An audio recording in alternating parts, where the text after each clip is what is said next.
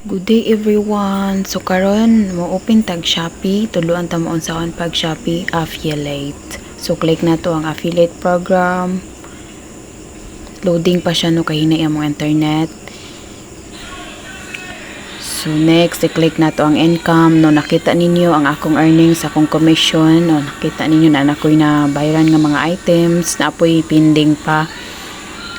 Hindi pa schedule sa Shopee nga mobayad ba sa mga commission. Then balik na pud ta diri sa home. No na ako'y 574.15 nga na-earn ako sa akong commission. So gibayaran ko sa Shopee through Shopee Pay.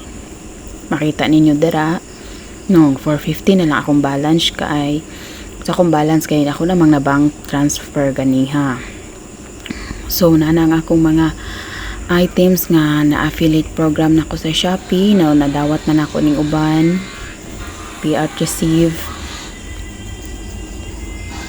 na mo na sila tanan kay actually bago pa man ko nag-start ani so maong gamay pa jud ang akong na-earn. Mao na lang na siya balance nako sa akong Shopee Pay.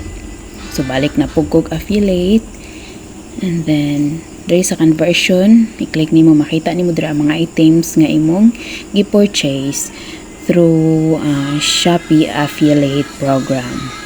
So man sila. So sa next video nako tudloan na pud ta mo unsaon pag affiliate program sa Shopee para maka-earn pud mo.